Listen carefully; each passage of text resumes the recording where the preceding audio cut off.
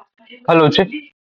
आज की इस वीडियो में हम बात कर लेते हैं और दो कैपिटल मार्केट लिंक स्टॉक्स के बारे में, कैपिटल मार्केट लिंक्ड कंपनीज के बारे में। इनका देख लेते हैं क्वार्टर टू का रिजल्ट किस तरीके का आया। हम दो कंपनी कवर करने वाले हैं, एक है आईएफएल कैपिटल जो पहले आईएफएल सिक्योरिटीज हुआ करता था, और दूसरी कंपनी हम कवर करेंगे 361 फार्म जो एक वेल्थ मैनेजमेंट कंपनी है। इन दोनों का देख लेते हैं किस तरीके का हाल है। शुरुआत करेंगे हम आईएफएल कैपिटल के साथ। अगर हम सबसे पहले देखने जाए कंपनी का मार्केट कैप, तो 11,100 करोड़ रुपीज के आसपास कंपनी का मार्केट कैप है। अब देखो यहाँ पर इनके 3 से 4 मेजर डिविजन है। एक इनका डिवीजन है इन्वेस्टमेंट बैंकिंग का, जो ये अपने इंस्टीट्यूशनल क्लाइंट्स के साथ चलाते हैं। तो अब इंस्टीट्यूशनल क्लाइंट्स कौन से हो गए? ये जो आपके बड़े बड़े एफआईआईज वगैरह होते हैं, बहुत बड़े बड़े डीआईआईज होते हैं, ये इनको अपना क्लाइंट बनाते हैं और इनके ऊपर से इनकम कमाने का कोशिश करते हैं। अब ये इनकम दोनों तरीके से हो सकता है, ये एडवाइजरी सर्विस से भी इनकम हो सकता है, और ये आपका ब्रोकरेज की तरफ से भी इनकम हो सकता है कि भाई आपका सौदा हमने कराया, उसके लिए भी इनकम हो सकता है, और आपको हमने एडवाइस करी है, उसके लिए भी इनकम हो सकता है। इनका दूसरा जो मेजर डिवीजन है वो आता है आपका जो जो जो हमारा एचएनआई और अल्ट्रा एचएनआई क्लाइंट्स है वहां से। तो उनके लिए जो सर्विसेज प्रोवाइड करते हैं वहां से इनका कमीशन आता है, या वहां से इनका ब्रोकरेज फीस आती है। तो एक बहुत मेजर चंक इनका आता है ब्रोकरेज डिवीजन से, मतलब जहां पर ये लोग ट्रांजैक्शन कराते हैं और ट्रांजैक्शन इनसे इनकम करते हैं। एचएनआई, अल्ट्रा एचएनआई और चाहे आपका इन्वेस्टमेंट बैंकिंग वाले क्लाइंट्स हो, वहां से हमें एक कंपोनेंट आता हुआ देखने को मिलता है एडवाइजरी सर्विस से। तो ये दो तीन इनके मेजर हमने सेगमेंटेशन देख लिए।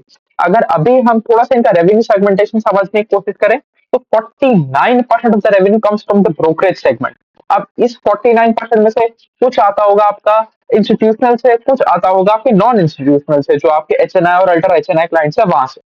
अगर बात करें 8% आता है आपका इन्वेस्टमेंट बैंकिंग वाले डिवीजन में से, 16% आता है आपके अदर फाइनेंशियल प्रोडक्ट से कि म्यूचुअल फंड का डिस्ट्रीब्यूशन कर दिया, या खुद के जो म्यूचुअल फंड है वहां से ये लोग काम कर रहे हैं, इनके अंडर का जो एसेट अंडर मैनेजमेंट है वहां से, वो सारे आगे आपके अदर अदर फाइनेंशियल प्रोडक्ट्स में से। और 26% आता है आपका अदर वाले सेगमेंट में से। ये चीज हमने समझ ली।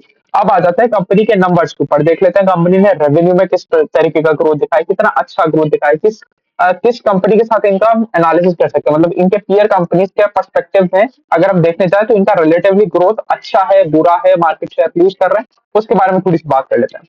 अगर हम देखने जाएं, कंपनी ने अपनी टॉप लाइन को बढ़ाया 27.3% के आसपास से। ये कोई बहुत खास नंबर नहीं है। अब देखो, अगर आप जाके आज स्क्रीनर पे देखोगे तो आपको शायद देखने को मिलेगा यहाँ पर 32% के आसपास का ग्रोथ आया टॉप लाइन में। बट हम ऑपरेटिंग रेवेन्यूज के बारे में बात कर रहे हैं, रेवेन्यू फ्रॉम ऑपरेशंस के बारे में बात कर रहे हैं, क्योंकि वही सबसे ज्यादा इंपॉर्टेंट चीज है। अब देखो यहाँ पर इनके केस में क्या है, इनके पास बहुत सारी लैंड पड़ी है और ये लैंड को लिक्विडेट कर रहा है, जिसकी वजह से वहां से काफी अदर इनकम वाला कंपोनेंट हमारे पास आता हुआ देखने को मिल रहा है। अभी भी काफी सारी लैंड लिक्विडेट कर चुके हैं ऑलरेडी, और आगे चल के और भी ज्यादा करेंगे। तो हमें वो चीजें हटा के चलना है, क्योंकि देखो आप एक एक प्रॉपर्टी डीलिंग कंपनी तो हो नहीं, आप एक रियल एस्टेट कंपनी तो हो नहीं।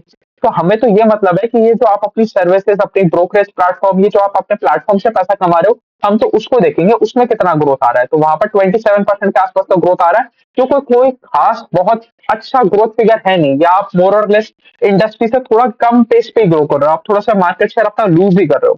अगर हम देखने चाहें पार्ट ग्रोथ के बारे में बात करें, तो पार्ट ग्रोथ इनका रहा 90% के आसपास का, और 90% का रीजन वही है, आपकी थोड़ी बहुत एफिशिएंसी तो बढ़ी है, आपको थोड़ा बहुत ऑपरेटिंग लेवरेज तो देखने को मिला है। बट ये जो आपका मेजोरिटी ऑफ द पोर्शन है ऑपरेटिंग लेवरेज वाला, ये जो 90% के आसपास का हमें गेन देखने को मिल रहा है पार्ट में, इसका बहुत बड़ा रीजन है जो आपने प्रॉपर्टीज बेची है अपनी। अब प्रॉपर्टीज बेचने से अगर आप मुनाफा कमा रहे हो, तो वो आपका मेन बिजनेस तो है नहीं, उससे हमें बहुत ज्यादा फर्क पड़ना नहीं चाहिए। उस ईपीएस ग्रोथ को आप एक सेक्युलर ग्रोथ की तरह देख नहीं सकते कि आज से 10 साल बाद भी अपनी प्रॉपर्टी बेच बेच के हमें पैसा दे देंगे, हमें ग्रोथ लेके आएंगे। बट ऐसा होगा नहीं। अब आपके पास, आपने इस साल प्रॉपर्टी बेच ली, आप अगले साल बेच लोगे, ज्यादा से ज्यादा आप और 2 क्वार्टर, 4 क्वार्टर, 5 क्वार्टर बेच लोगे, उससे ज्यादा तो आप कुछ कर नहीं सकते। तो इस तरीके से हमें देखना है कि भाई इनके इनके जो जो बिजनेस कर रहे हैं वहां पर कितना पार्ट में ग्रोथ आ रहा है। वहां पर इतना 90% के आसपास तो ग्रोथ नहीं है, वो काफी कम है, काफी कम है। इस चीज का हमें ध्यान रखना है। अब ये चीज हमने समझ ली कि कितने तरीके के यहाँ पर सेगमेंट्स है, इंस्टीट्यूशनल वाले, नॉन इंस्टीट्यूशनल वाले। अब एक एक करके हर एक सेगमेंट में कितना कितना ग्रोथ आ रहा है उसके बारे में बात कर लेते हैं। अगर हम देखने जाएं, जो इंस्टीट्यूशनल या इन्वेस्टमेंट बैंकिंग वाले डिविजन है, वहां पर अगर हम बात करें, वहां पर हमें 29% के आसपास का ग्रोथ देखने को मिल रहा है। अब ये होते कौन है, ये क्लाइंट्स कौन होते हैं? ये बहुत बड़े बड़े एफआईआई डीआई होते हैं, कि जैसे कनेडियन पेंशन फंड है, सिंगापुर का पेंशन फंड है, ये बड़े बड़े पेंशन फंड्स हो गए, कोई बहुत बड़ा बड़ा डीआई हो गया, कुछ सरकारें हो गई जहां जो इन्वेस्ट करना चाह रही है इंडियन मार्केट्स में। तो ये तो हो गए बहुत बड़े-बड़े आपके इंस्टीट्यूशनल क्लाइंट्स, ये इन लोगों को सर्विस प्रोवाइड करता है। और इन्होंने काफ़ी बड़े-बड़े काम भी करे हैं कि जैसे उनका पैसा इन्होंने बजाज हाउसिंग फाइनेंस के क्यूआईपी में लगवाया है, या उन्होंने पीएनबी ने जो अभी 5,000 करोड़ रुपए के आसपास का क्यूआईपी कराया था, तो इन सारी जगह इन्होंने पैसा लगवाया, तो इसकी वजह से इनका 29% के आसपास का रेवेन्यू भी बढ़ा। अब आ जाते हैं मेन पोर्शन के ऊपर, जो आपका नॉन इंस्टीट्यूशनल क्लाइंट्स है, उनके बारे में बात कर लेते हैं। वहां से अगर हम देखिए, सबसे पहले रेवेन्यू सेगमेंटेशन समझने जाए, 50% of the revenue comes from the mutual fund वाला सेगमेंट, 13% आता है बॉन्ड से, 12% आता है एआईएफ से, 11% आता है आपकी फिक्स्ड डिपॉजिट से, और 9% आता है आपका पीएमएस से, 5% आपका अदर वाला सेगमेंट हो गया। तो बेसिकली अगर हम देखने जाएं, ये जो इनके एचएनआई और अल्ट्रा एचएनआई क्लाइंट्स हैं, तो इनको ये लोग एक इस तरह की भी सर्विस प्रोवाइड कर रहे हैं कि हम आपको एडवाइस करेंगे कि आपको कौन सा म्यूचुअल फंड खरीदना है। ये म्यूचुअल फंड डिस्ट्रीब्यूशन का काम कर रहे हैं कि आप हमारे पास आओ और आप एचडीएफसी का स्मॉल कैप फंड ले जाओ, आप एसबीआई का स्मॉल कैप फंड ले जाओ, आप एचडीएफसी का ब्लू चिप फंड ले जाओ, इस तरीके से आप फंड ले जाओ, और हमारा मैनेजर आपको एक पर्सपेक्टिव प्रोवाइड करेगा कि आपके लिए कौन सा फंड बेटर परफॉर्म करेगा, आपके लिए कौन सा फंड एक एक कस्टमाइज पोर्टफोलियो बना के देंगे हम आपको ऑफ म्यूचुअल फंड्स, और आप हमारे थ्रू इन्वेस्ट करो, इसके बीच में हम एक एक छोटा सा कमीशन कमाने का भी काम करेंगे। तो मोर और लेस ये लोग इस तरीके से काम कर रहे हैं। अगर हम ब्रोकरेज डिवीजन के बारे में बात करें, अच्छा उससे पहले एक बार बात कर लेते हैं एयूएम ग्रोथ के बारे में। तो कंपनी का एयूएम ग्रोथ रहा 45% के आसपास का। अब ये भी कोई बहुत धमाकेदार ग्रोथ नहीं है, और ये एयूएम ग्रोथ हम किसका देख रहे हैं, जो आपके अंडर कस्टडी है, मतलब जो आपका पीएमएस हो गया, एआईएफ वाले फंड्स हो गए, वहां के बारे में बात कर रहे हैं। तो 45% का ग्रोथ भी कोई बहुत ज्यादा धमाकेदार ग्रोथ नहीं है, आपको इंडस्ट्री लीडिंग ग्रोथ नहीं लेके आ रहे। अगर हम देखें, बहुत सारी ऐसी कंपनी है जो इससे much much much better pace पे ग्रो कर पा रही हैं अपने एयूएम्स को, और जबकि उनका एयूएम साइज इनसे बड़ा है, ये अपने बेस इफेक्ट का पूरे तरीके से फायदा उठा नहीं पा रहे, इंडस्ट्री लीडिंग ग्रोथ लेके आ नहीं पा रहे, इस चीज का भी हमें ध्यान रखना पड़ेगा। अब आ जाते हैं इनके ब्रोकरेज डिवीजन के बारे में। ब्रोकरेज डिवीजन के बारे में बात करें तो यहाँ पर हमें 34% के आसपास का ग्रोथ देखने को मिल रहा है, ये भी कुछ खास नहीं है। अगर हम सबसे अच्छा कंपनी देखने जाए ब्रोकरेज स्पेस में, तो हमें वो देखने को मिलता है angel one, that is growing it's revenue in between of 50 to 60%। वो 60% से अपने रेवेन्यूज को बढ़ा रहा है, जबकि उसका बहुत बड़ा बेस है as compare to IFL capital, उनका तो बहुत ही बड़ा बेस है। उसके बाद भी वो अपने जो रेवेन्यूज है उनको इनके इनके पेस ऑफ ग्रोथ से डबल पे बढ़ा पा रहे हैं, तो वो बहुत अच्छा काम कर रहा है ब्रोकरेज डिवीजन में से। तो अभी तक हम जितना भी देखते हुए आ रहे हैं, हमें ये चीज समझ में आ रही है कि भाई आईएफएल सिक्योरिटीज मोर और लेस एवरेज काम कर रहा है। मतलब आप ये नहीं कह सकते कि ये सबसे slow growing player in the industry, but हाँ आप ये जरूर कह सकते हो कि ये best player in the industry नहीं है। चाहे आप वो इंस्टीट्यूशनल क्लाइंट्स के बेसिस पे देख लो, चाहे आप वो आपके म्यूचुअल फंड या आप अदर एचएनआई अल्ट्रा एचएनआई को वेल्थ मैनेजमेंट सर्विसेज प्रोवाइड करने के बारे में देख लो, ये एक इंडस्ट्री लीडिंग पोजीशन पे नहीं आ पा रहे, कि इनके साथ एक थोड़ी सी हमें प्रॉब्लम देखने को मिल रही है। और बाकी कहानी तो वही है कि भाई जो आप पैट में ग्रोथ लेके आ रहे हो, वो आपकी बहुत हद तक प्रॉपर्टी जो आपने बेची है, जो आपका अदर इनकम वाला कंपोनेंट है, वहां से आता हुआ देखने को मिल रहा है, और वो बहुत लंबे समय तक आएगा नहीं। तो हम उसके ऊपर डिपेंडेंट नहीं हो सकते कि आप अपने ईपीएस को इतने तगड़े पेस पे ग्रो कर लोगे on the basis of your selling of property. तो इस चीज का हमें ध्यान रखना पड़ेगा। अब चलिए आ जाते हैं दूसरी कंपनी के बारे में बात कर लेते हैं। अब देखो, आईएफएल का हमने जो आईएफएल सिक्योरिटीज या आईएफएल कैपिटल कह लो, इसका हमने वैल्यूएशन एनालिसिस भी नहीं किया। देखो, जब तक आप कोई इंडस्ट्री लीडिंग कंपनी नहीं हो, आप किसी भी एक स्पेस में हमें जबरदस्त पेस पे ग्रोथ नहीं दिखाते, आप ऐसा ग्रोथ नहीं दिखाते कि भाई मैं इस इंडस्ट्री में तो मैं ही बादशाह हूँ, मैं ही लीडर हूँ इन टर्म्स ऑफ ग्रोथ, तब तक उस कंपनी का वैल्यूएशन निकालने का कोई मतलब नहीं बनता। क्योंकि जैसे मैंने कल कल भी एक ट्वीट किया था कि EPS growth doesn't necessarily means it will convert into stock price growth. मतलब अगर आपका ईपीएस 12% के आसपास से बढ़ रहा है या 15% के आसपास से बढ़ रहा है, तो ये जरूरी नहीं है कि आपका स्टॉक प्राइस भी 15% के आसपास से बढ़ेगा। अगर वो fastest growing player in the industry नहीं है, तो आपको एक शिफ्ट देखने को मिलेगा in money from that stock to the industry leading stock which is growing the highest pace of growth. तो ये चीज हमें समझ के चलना पड़ेगा। तो ये ईपीएस में तो 15% से बढ़ेगा, बट इनका जो कॉन्ट्रैक्शन है पी का वो हो जाएगा, इसकी वजह से आपको 15% के आसपास का प्राइस में ग्रोथ नहीं देखने को मिलेगा इस कंपनी में। तो इस ऐसी कंपनियों का हमें वैल्यूएशन एनालिसिस करके कोई मतलब ही नहीं बनता जो इंडस्ट्री लीडिंग ग्रोथ लेके नहीं आ रही हो। जो इंडस्ट्री में सबसे अच्छा प्लेयर होगा उसका हम जाके वैल्यूएशन एनालिसिस भी करेंगे। चलो ये चीज भी हमने देख ली। अब आ जाता है हम हमारी दूसरी कंपनी के ऊपर, 361 वैम के ऊपर। ये एक प्योर एंड प्योर एक वेल्थ मैनेजमेंट कंपनी है। अब जैसे नाम से हमें पता चल रहा है, अगर वेल्थ मैनेजमेंट कंपनी है तो एकदम एचएनआई और अल्ट्रा एचएनआई क्लाइंट्स को केटर करने का कोशिश करेंगे। अब समझते हैं थोड़ी सी चीज। अब ये लोग कोई कोई मास मार्केट आइटम नहीं बना रहे। ये लोग कुछ ऐसा काम नहीं कर रहे कि भाई आप 100 रुपए में हमारे म्यूचुअल फंड में इन्वेस्ट कर लो, आप 1000 रुपए में हमारे म्यूचुअल फंड में इन्वेस्ट कर लो। इनका कोई काम ही नहीं है। ये कह रहे हैं यार मैं पकड़ूंगा एकदम क्रीम क्रीम क्लाइंट, एकदम प्रीमियम लेवल वाला क्लाइंट। मैं पकड़ूंगा ऐसा आदमी जिसके पास 50-60 लाख रुपए ऑफ इन्वेस्टेबल कैपिटल हो। मैं वहां से अपना जर्नी चालू करूंगा। अगर मैं अल्ट्रा एचएनआई के बारे में बात करूं तो 2 करोड़ से ज्यादा का उनके पास इन्वेस्टेबल कैपिटल होना चाहिए। तो उससे एक क्या होता है, एक आप अपना कंपनी का क्लाइंट के साथ एक रिलेशन बना पाते हो और आप उनसे लगातार रेवेन्यूज ले पाते हो। इनके रेवेन्यू में उतनी ज्यादा वोलेटिलिटी आपको देखने को नहीं मिलेगी। एक चीज समझते हैं, अगर आप आज के दिन किसी कंपनी के पास जाते हो, अपना 1 करोड़ रुपए का कैपिटल लेके, तो अब आप उसके साथ लंबे टाइम तक टिकने वाले हो। आपको उस एसआईपी करने वाले बंदे की तरह नहीं हो जो 100 रुपए का एसआईपी कर रहा है जब तक मार्केट बढ़ रहा है। जिस दिन उसको दिखा कि यार निफ्टी में 10% का क्रैश आएगा, उसने मार्केट से सारा का सारा पैसा निकाल लेगा वो और अपनी एसआईपी भी बंद कर देगा। आप उस आदमी की तरह नहीं हो। आपको पता है, आपके पास एक थ्योरी है कि यार मैं अपनी वेल्थ बनाने के लिए एक अच्छे बंदे को हायर कर रहा हूँ, एक अच्छी कंपनी को हायर कर रहा हूँ, एक अच्छी कंपनी के साथ अपना रिलेशनशिप सेटअप कर रहा हूँ और अब मैं इसके साथ लंबे समय तक टिका रहूंगा। मैं 5 साल इसके साथ रहूंगा, 7 साल इसके साथ रहूंगा, 10 साल इसके साथ रहूंगा। तो अगर आपका इस तरीके का क्लाइंट बन जाता है तो आपको थोड़ा सा अपने रेवेन्यू के ऊपर कंट्रोल देखने को मिलता है। आपको इतनी ज्यादा वोलेटिलिटी नहीं देखने को मिलती जितना ब्रोकरेज कंपनीज को देखने को मिलती है, जितना एक्सचेंज को देखने को मिलता है, क्योंकि आप एयूएम के ऊपर तो लगातार कमीशन कमाते ही रहोगे। भाई जो उसने 50 लाख रुपया दिया, उस 50 लाख रुपए के ऊपर तो आप हर रोज, हर सेकंड, हर टाइम कमीशन कमा रहे हो ना। वो आपके पास से एकदम से बहुत जल्दी जाएगा नहीं। अगर निफ्टी में कल को क्रैश भी आ जाता है, कल को बेयर मार्केट भी आ जाता है, तो आपके अदर अदर जो सेगमेंट्स है जो आपके डायरेक्टली लिंक्ड है विद द निफ्टी 50 परफॉर्मेंस या विद द मार्केट परफॉर्मेंस, वहां पर रेवेन्यू में ड्रॉप देखने को मिलेगा। बट ये जो आपका वेल्थ मैनेजमेंट वाला डिविजन है, ये फिर भी आपके रेवेन्यूज को थोड़ा बहुत संभाल के चलेगा। ये चीज हमें समझ के चलना पड़ेगा। उसके बाद अगर हम शुरुआत करें कंपनी के मार्केट कैप के साथ, तो 47,000 करोड़ रुपीज के आसपास कंपनी का मार्केट कैप है। अगर हम रेवेन्यू ग्रोथ के बारे में बात करें, देखो यहाँ पर भी सबसे इंपॉर्टेंट चीज, हम रेवेन्यू के बारे में बात कर रहे हैं, रेवेन्यू फ्रॉम ऑपरेशंस के बारे में बात कर रहे हैं। ओवरऑल रेवेन्यू में आपको 2-3% से ज्यादा ही देखने को मिलेगा, क्योंकि इनका भी एक अदर इनकम का कंपोनेंट है जिसमें अच्छा खासा ग्रोथ आते हुए हमें देखने को मिला था। तो अगर उस हिसाब से देखोगे, अगर हम रेवेन्यू फ्रॉम ऑपरेशंस के बारे में बात करें तो 38% के आसपास का ग्रोथ है। और अगर हम ओवरऑल रेवेन्यूज के बारे में बात करें तो 40-41% के आसपास का हमें ग्रोथ देखने को मिलेगा। अगर हम पार्ट के बारे में बात करें तो पार्ट इनका बढ़ा हुआ है 41% ओवर वाई लेवल। यहाँ पर भी हमें थोड़ा सा ऑपरेटिंग लेवरेज देखने को मिला, क्योंकि वही बात है, एक प्लेटफॉर्म बिजनेस है। प्लेटफॉर्म बिजनेस पे हर इंक्रीमेंटल क्लाइंट का आपको कोई खर्चा तो आता हुआ देखने को मिल नहीं रहा। आपने तो एक प्लेटफॉर्म सेटअप कर लिया, अब चाहे एक क्लाइंट आए, चाहे 1000 क्लाइंट आए, चाहे 1 लाख क्लाइंट आए, आपका मोर और लेस खर्चा इज फिक्स्ड। आपने एक बार सर्वर सेटअप कर लिया, आपने एक बार अपना ऐप बना लिया, आपने अपनी सारी टीम बिठा ली, उसके बाद आपको कोई खर्चा बहुत ज्यादा बढ़ता नहीं है। तो लगातार आपको ऑपरेटिंग लेवरेज मिलता जाता है। यहाँ पर भी हमें वही देखने को मिला, 38% ऑफ ऑपरेटिंग रेवेन्यू या रेवेन्यू फ्रॉम ऑपरेशंस ग्रोथ के साथ आप 41% के आसपास का पार्ट में ग्रोथ लिया है। तो ये भी बहुत अच्छी बात है। अब अगर हम बात करें तो कंपनी के दो मेन सोर्सेस हैं। अगर हम बात करें, एक तो है इनका एनुअल रिकरिंग रेवेन्यू, जो मैं आपको स्टार्टिंग में चीज बता रहा था कि भाई आपने एक आदमी के साथ एक रिलेशन बिल्ड कर लिया, वो आपके साथ 5 से 7 साल रहने वाला है, उसका कमीशन आपको लगातार मिलने वाला है।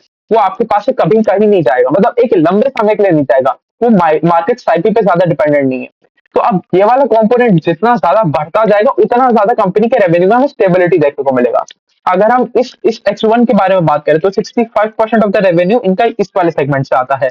बचा हुआ 35% ऑफ द रेवेन्यू हमारा आता है आपका ट्रांजैक्शनल एंड ब्रोकिंग इनकम से। तो मतलब ये जिन जो अपने क्लाइंट्स को ट्रेड करवा रहे हैं कि भाई आप एक काम करो, एचडीएफसी बैंक खरीद लो या आईसीआईसीआई बैंक बेच दो या एसबीआई खरीद लो, पीएनबी बेच दो, ये वाला जो काम करा रहे हैं, ये आ रहा है आपका रिमेनिंग 35% ऑफ द रेवेन्यू। जब बेयर मार्केट आएगा तो हो सकता है इस वाले रेवेन्यू में थोड़ा बहुत फॉल देखने को हमें मिल जाए। आप मार्केट में एक्टिविटी थोड़ी सी कम कर दोगे, आप अपने क्लाइंट्स के लिए भी एक्टिविटी थोड़ी बहुत कम कर दोगे, आप अपने पोर्टफोलियो को स्टेबलाइज करने की कोशिश करोगे, तो उस टाइम ये वाला रेवेन्यू तो फिर भी थोड़ा बहुत इंपैक्ट हो सकता है। बट ये जो एनुअल रिकरिंग रेवेन्यू है, ये उतना ज्यादा इंपैक्ट नहीं होगा। ये आपको लगातार मिलता रहेगा, हर साल, हर सेकंड, हर महीने, हर दिन आपको ये मिलता ही रहेगा। ये एक अच्छी चीज हमें देखने को यहाँ पर मिलती है। अच्छा जी, अगर हम इनके एयूएम के बारे में बात करें तो इनका ओवरऑल, अगर हम दोनों सेगमेंट को मिला लें, देखो हमने दो सेगमेंट के बारे में बात करी थी। एक तो हो गया इनका प्रॉपर वेल्थ मैनेजमेंट वाला डिवीजन और एक हो गया इनका एसेट मैनेजमेंट वाला डिवीजन। तो अगर हम ओवरऑल लेवल पे बात करें, दोनों को मिला के बात करें, तो 38% के आसपास का हमें एयूएम में ग्रोथ देखने को मिल रहा है। उसमें भी अगर हम स्पेसिफिकली बात करें वेल्थ मैनेजमेंट वाले डिवीजन के बारे में, तो वेल्थ वाले मैनेजमेंट वाले डिविजन में हमें 39% के आसपास का एयूएम में ग्रोथ देखने को मिलता है, और जो हमारा कंट्रीब्यूट करता है 85% of the overall revenue, overall AUM. तो आपको मोटा मोटी एक चीज समझ में आ रही है कि ये तो pure and pure wealth management company, इनका एसेट मैनेजमेंट से बहुत ज्यादा लेना देना है नहीं। आपका 85% ऑफ द एयूएम आ ही आपका वेल्थ मैनेजमेंट डिविजन से रहा है। अगर हम एसेट मैनेजमेंट डिविजन के बारे में बात करें तो वो 15% का एवीएम कंट्रीब्यूट करता है, वहां पर हमें 33-34% के आसपास का ग्रोथ आता हुआ देखने को मिल रहा है। अच्छा, तो ये चीज हमने समझ ली। अब हम थोड़ा सा देख लेते हैं, ये जो हमने एआरआर के बारे में बात करी थी, एनुअल रिकरिंग रेवेन्यू के बारे में बात करी थी, वहां पर हमें 41% के आसपास का ग्रोथ देखने को मिला। और अगर हम बात करें ट्रांजैक्शन एंड ब्रोकरेज इनकम के बारे में, वहां पर हमें 64% के आसपास का ग्रोथ आते हुए देखने को मिला। अब देखो, हम एक बुल मार्केट के फेस में, अब आप अपने पोर्टफोलियो की ज्यादा से ज्यादा चर्निंग कर रहे हो, आप उन्हीं स्टॉक्स के साथ रहना चाह रहे हो जो ऊपर की तरफ जा रहे हैं, जो मोमेंटम में जा रहे हैं, तो आप इसमें बहुत ज्यादा ट्रेड कर रहे हो। आप अपने क्लाइंट से भी काफी हद तक बहुत ज्यादा ट्रेड करवा रहे हो, आपका आज क्लाइंट भी बहुत ज्यादा एक्साइटेड है ट्रेड करने के लिए। तो इस वजह से आपका ये जो ट्रांजैक्शन एंड ब्रोकरेज इनकम है, ये आपको बहुत अच्छा सपोर्ट दे रहा है। बेयर मार्केट में इसका सपोर्ट कम हो जाएगा, बट जो उस टाइम एआरआर वाला इनकम है वो आपको अच्छा सपोर्ट देते हुए चलेगा, वो आपको प्रोटेक्ट करते हुए चलेगा, आपको इस हद तक नहीं गिरने देगा कि आप घाटे में आ जाओ, लॉसेस में आ जाओ, आप आउट ऑफ बिजनेस चले जाओ, क्योंकि वहां पर आपको प्रोटेक्शन देने का काम करेगा। ये चीज हमें समझ के चलना पड़ेगा। अब देखो, अगर हम बात करें कंपनी के आरओई की, तो कंपनी का आरओई आज 24% के आसपास पहुंच गया। अगर आप यही एक साल पहले देखोगे तो ये 22% के आसपास था। तो 22% से 24% इंक्रीजिंग आरओई। और अगर कंपनी का आरओई बढ़ रहा है, हमें एक मैट्रिक देखना हो, तो अगर कंपनी का आरओई का ट्रेंड सही है ना, तो मोर और लेस कंपनी में सारी चीजें सही हो रही होती है। अगर हम इनके रिलेटिव ग्रोथ के बारे में बात करें, तो हमारे पास बहुत सी ऐसी वेल्थ मैनेजमेंट कंपनीज हैं जो इनसे अच्छे पेस पे ग्रो कर रही हैं। देखो, these both these companies, IIFL Securities, IIFL Capital and 361 WAM, these are good companies which are showing good growth, but they are not industry leaders. They are not industry leaders in terms of growth. तो ये सबसे ज्यादा pace पे grow करने वाली company तो नहीं है, बट हाँ, एक अच्छे पेस पे ग्रो करने वाली कंपनी जरूर है। अगर आप देखो आनंद राठी भी लगभग लगभग इन्हीं के आसपास ग्रो कर रहा है। जियोजीत कैपिटल इनसे बहुत आगे के लेवल पे ग्रो कर रहा है। उसके अलावा भी हमने दो तीन कंपनी और करी है वेल्थ मैनेजमेंट डिविजन स्पेस में, वो और भी ज्यादा अच्छी कर रही है। तो यहाँ पर कहानी ये है कि हमें सिर्फ उस कंपनी के साथ बने रहना है जो सबसे ज्यादा पेस पे ग्रोथ दिखाए, जो सबसे अच्छा ग्रोथ दिखाए। हमें second level, third level, fourth level company के बारे में सोचना भी नहीं। जब हमारे पास एक कंपनी हमें दिख रहा है कि वो सबसे अच्छा परफॉर्मेंस कर रही है, तो हम उसके साथ क्यों ना रहें। हमारे पास कोई ऐसा रीजन नहीं देखने को मिलता हमें कि भाई हम उसको छोड़ के सेकंड नंबर प्लेयर के ऊपर बात करें या थर्ड नंबर प्लेयर के ऊपर बात करें। तो हमेशा उस कंपनी के साथ रहो जो कंपनी सबसे ज्यादा ग्रोथ दिखाए। तो हाल फिलहाल रिजल्ट अच्छा है, रिजल्ट में आज तक कोई कमी नहीं देखने को मिल रही, बट आप रिलेटिवली आप अभी भी थोड़ा सा सेकंड सेकंड कंपनी को इन टर्म्स ऑफ ग्रोथ, जो जिस ग्रोथ पे आप अपने एयूएम को ग्रो कर पा रहे हो या रेवेन्यूज को ग्रो कर पा रहे हो, तो शायद आप सेकंड या थर्ड नंबर पे आ रहे हो, आप फर्स्ट पे नहीं आ रहे, या फर्स्ट वाले को आप बीट नहीं कर पा रहे। इस चीज का हमें ध्यान रखना पड़ेगा। अगर हम एक एक डिविजन को ग्रोथ के बारे में बात करें, तो जो आपका वेल्थ मैनेजमेंट वाला डिविजन है, that was a 44% over Y level. अगर एसेट मैनेजमेंट वाले डिविजन के बारे में बात करें, तो उनका एजीएम बढ़ा बाय 34% ओवर वाई लेवल। जिसमें से अगर हम थोड़ा सा और सेगमेंटेशन देखने जाएं, तो 47% आता है आपका एआईएफ से, 39% आता है पीएमएस से, और 14% आता है हमारा फ्यूचर फंड से। तो चलिए, ये दोनों कंपनियों के बारे में बात कर ली। दोनों, एक आईएफएल सिक्योरिटीज तो खैर ठीक ठाक कंपनी है, वो तो कहीं पर भी बीट नहीं कर पा रहा। 361 वैम एक अच्छा कंपनी, एक अच्छा वेल्थ मैनेजमेंट डिविजन वाला कंपनी है जो अच्छा परफॉर्मेंस दे रहा है, बट इंडस्ट्री लीडिंग ग्रोथ अभी भी नहीं लेके आ पा रहा। वो चाहे वो 2-4-5% नीचे ही हो, बट थोड़ा सा सेकंड लेवल स्टॉक है, हमें इस बात का ध्यान रखना पड़ेगा। अच्छा, चलो इसके बारे में थोड़ा सा हम वैल्यूएशन एनालिसिस भी कर लेते हैं।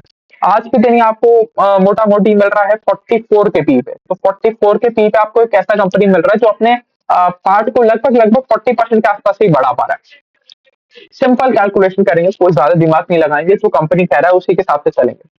हम एक एक चीज असम्पशन करके चलेंगे कि भाई आप इतना ग्रोथ नेक्स्ट ईयर में डिलीवर कर देते हो। तो सपोज कल जाके आपने 361 वाम का स्टॉक खरीद लिया, तो आपने प्राइस फिक्स कर दिया, तो आपकी खरीदी प्राइस फिक्स हो गई, तो आपका पी रेशो भी फिक्स हो गया। अब अगर अगले साल कंपनी इसी टाइम तक 40% के आसपास का ग्रोथ ले आती है अपने प्रॉफिट में, ईपीएस ग्रोथ आ जाता है 40% के आसपास का, तो अगर हम 1 ईयर फॉरवर्ड पी निकालने की कोशिश करें, तो हम पता चलेगा 44 का पी गिर के रह गया लगभग लगभग 27-28 के आसपास का।